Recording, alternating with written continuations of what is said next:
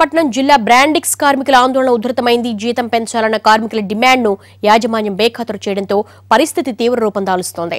రెండు పక్షాల మధ్య చర్చలు విఫలమవడంతో అచ్యుతాపురంలో హైటెన్షన్ వాతావరణం కనిపిస్తోంది. బ్రాండిక్స్ యాజమాన్యం తమపై కేసులు పెట్టడాన్ని కార్మికులు తప్పుపడుతున్నారు.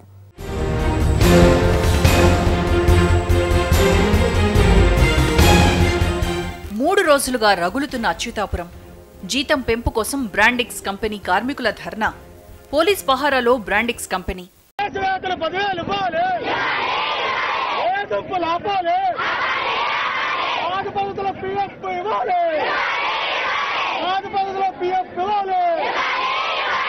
విశాఖలోని బ్రాండిక్స్ అపెరల్ సేల్స్ దగ్గర తీవ్ర ఉద్రిక్తత నెలకొంది. 8 కంపెనీల కార్మికులు ఆందోళన బాటపట్టారు. 3వ యూనిట్, క్వాంటమ్, సీడ్స్ యూనిట్ కార్మికులు పెద్ద ఎత్తున నిరసనకు దిగారు. మాకు సరిగ్గా మార్నింగ్ ఏ షిఫ్ట్ లో వస్తున్నామంటే 3:30 ఇలా వస్తున్నాం. కనీసం పిల్లలకి వంట కూడా ఏమి చేసుకొని రావాలంటే చాలా ఇబ్బందిగా ఉంది. క్యాంటీన్ లో ఫుడ్ పెడుతున్నారంటే అసలు సరిగ్గా తినడానికి కూడా మాకు ఏం పెట్టట్లేదు. అది ఎన్నోసార్లు హెచ్ఆర్ కంప్లైంట్ ఇస్తే వాళ్ళు ఏమంటున్నారంటే ఏమో మేము తింటున్నాం కదా మీరు తినలేకపోతున్నారా అని అడుగుతున్నారు. ఇప్పుడు మాకున్న పరిస్థితి బట్టి మాకు సాలరీ సరిపోవట్లేదు. తర్వాత మాకు ఫుడ్ ప్రాబ్లం ఉంది. మాకు ఒక లీవ్ కావాలంటే ఇప్పుడు సడన్ గా ఎవరికైనా యాక్సిడెంట్ అయిందంటే అప్పుడు ముందు రోజు యాక్సిడెంట్ అవుతుందని మేము ఎక్స్పెక్ట్ చేయలేం కదా. అలాంటప్పుడు లీవ్ ఫామ్ ఎలా అప్లై చేస్తాం?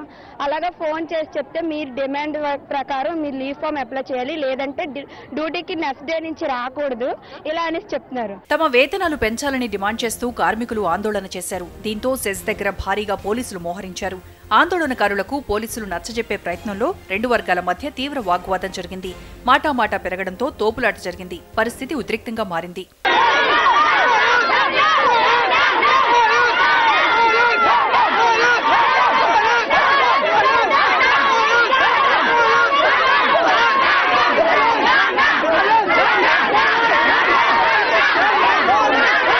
బ్రాండిక్స్ కార్మికులతో విశాఖ కలెక్టర్ ఆధ్వర్యంలో యాజమాన్యం చేపట్టిన చర్చలు విఫలమయ్యాయి.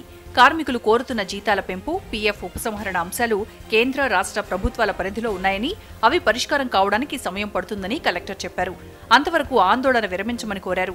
అయితే అందుకు నిరాకరించిన కార్మికులు తమ సమస్యలపై తక్షణం స్పందించాలని డిమాండ్ చేశారు. బ్రాండిక్స్ కార్మికుల వేతనాల పెంపు కోసం 4 ఏళ్లు పోరాటం చేస్తున్నారు.